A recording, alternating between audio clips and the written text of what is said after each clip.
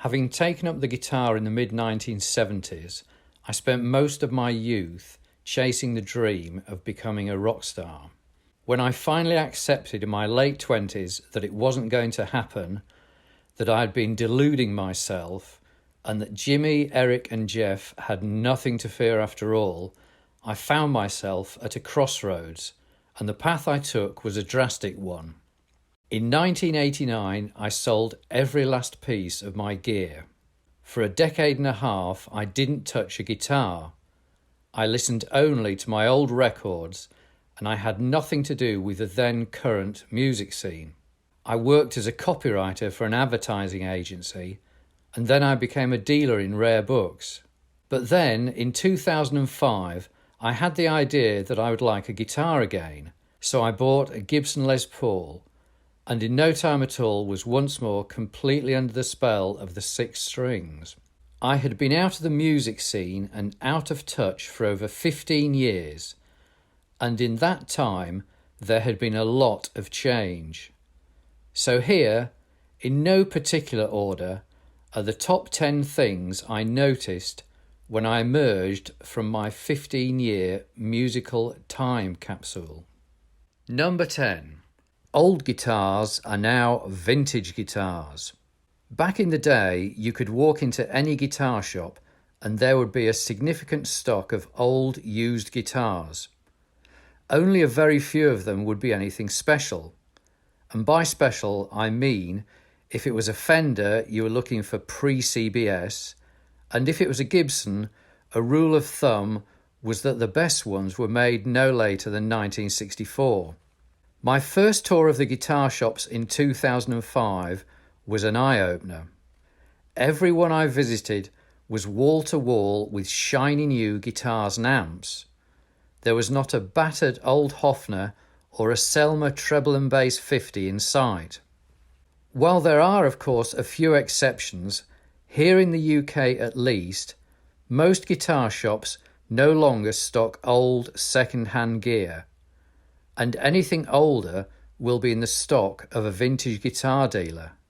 I'm not saying it's a bad development, and I love browsing both kinds of shops. It's just not like it was back in the day. Number 9. Relic Guitars. This was a totally new term to me in 2005, and a completely new concept of how to treat a guitar. It turns out that a lot of players are not fans of the gleaming, flawless looks of brand new instruments. They like the worn-in, played-in look and feel, where the colour fades, the finish cracks, and the hardware dulls and tarnishes. The old-fashioned way for a guitar to get this look is for it to be played hard over many years, but with some new guitars in particular, their finishes are so tough that none of that look is going to happen regardless of what they go through. And the answer to that, as I discovered, is relicking, where the guitar is given wear artificially. The work is usually undertaken at the factory, but there is also scope for the home handyman, and I myself had a go with my Squier Classic Vibe Strat, giving it the kind of wear that with its glass-hard poly finish would probably take a few hundred years to occur naturally. Number 8. Signature guitars. I'm not saying that there were no signature guitars before I dropped out of the scene. You could argue, quite rightly, that the Gibson Les Paul is a signature guitar. It was developed in conjunction with the great Les Paul, and it bears his signature on the headstock. And there were a few more that crept in before 1989. For example, the B.B. King Lucille came out in 1980, Guild brought out a Brian May model in 1984, Kramer produced an Elliott Easton Pro in 1987, and in 1988 Fender launched their very first signature model, which of course was a Stratocaster for Eric Clapton.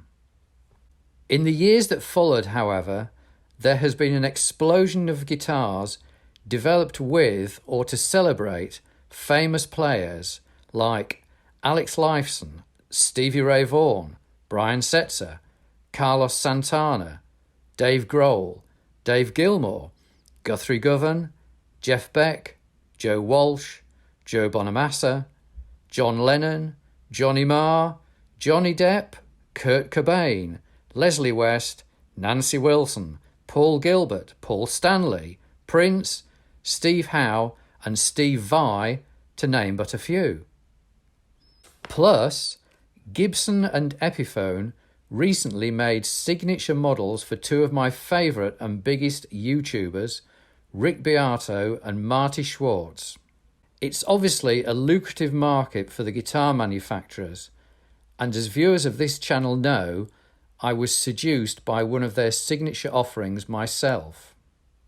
Number 7. Sunburst Les Pauls are bursts. In the late 1970s and early 80s, there were display ads every week in the back of the Melody Maker with columns of old guitars. Original Sunburst Les Pauls were priced from around £1,500 to £3,000 at the time. It was a lot of money, especially considering that at the beginning of the decade they were priced in the hundreds. I would usually see one or two hanging on the walls whenever I visited Denmark Street. So you can imagine my jaw dropping in surprise when I discovered in 2005 that these instruments were now fetching 6 figures. I'd only ever known them by terms such as a 1959 Les Paul or a Sunburst Les Paul. And I remember reading some advice that Paul Kossoff gave to another player, which was, get yourself a Sunburst. So when did people start calling them bursts, and when did that word first appear in print? Number 6. The blues is everywhere. When I first started playing, my inspiration came from the blues rock bands of the 1960s and early 70s. John Mayall and the Bluesbreakers, Led Zeppelin, Cream, the Climax Blues Band and the Rolling Stones. I started out playing blues and blues rock in pub jams and bands around Leeds and Bradford in the UK. But this was the late 70s and I was really a decade too late. There was little to no interest in the blues, so I switched to heavy rock and got into the likes of Thin Lizzy and UFO. Fast forward to 2005 and I find that the blues is everywhere. There are even magazines dedicated to the blues. Even the amazing Gary Moore is now known as a blues guitarist.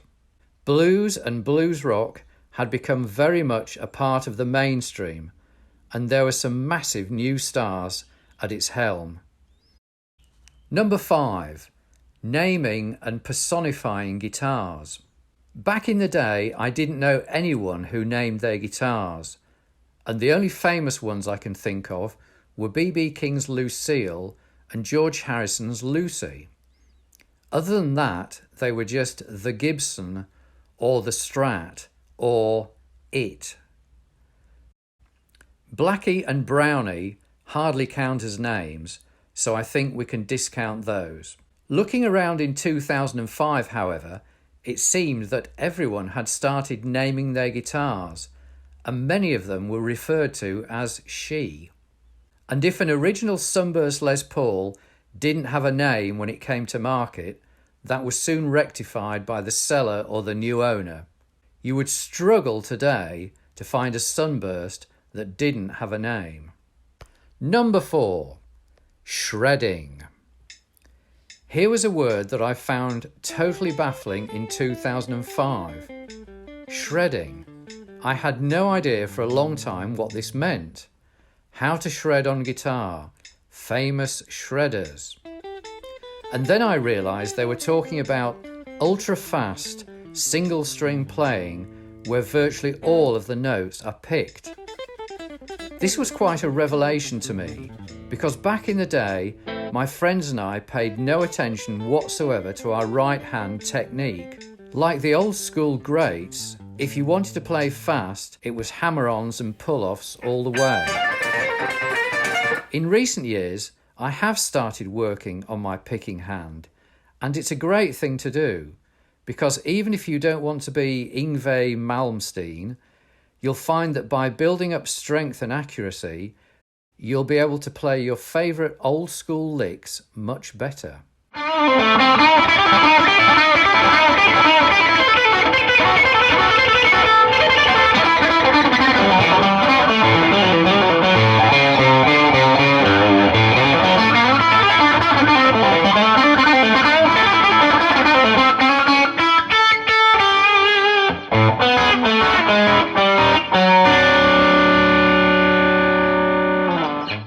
Number 3, music theory.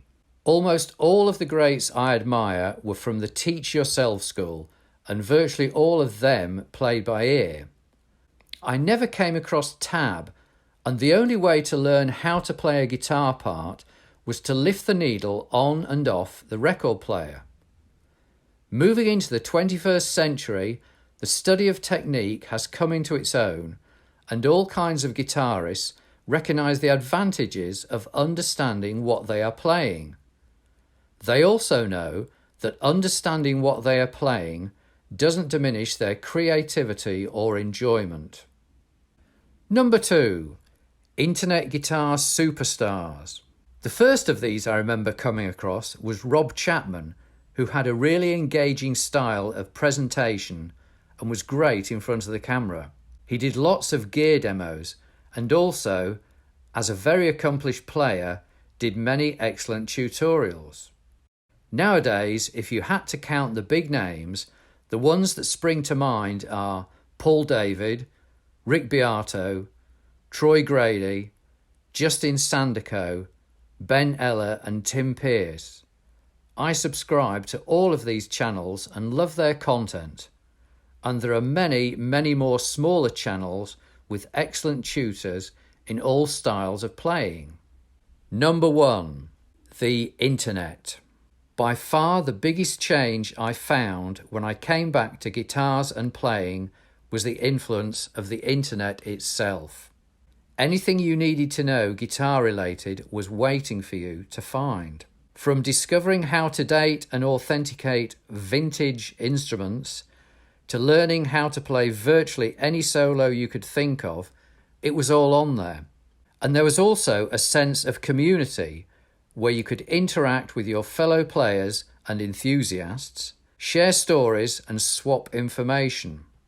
There are boards dedicated to Les Pauls, to Marshall amps, to Stratocasters, and any aspect of guitar you can think of. Plus, there are many really fine and inspirational guitar channels. Thanks so much for watching. Cheers for now.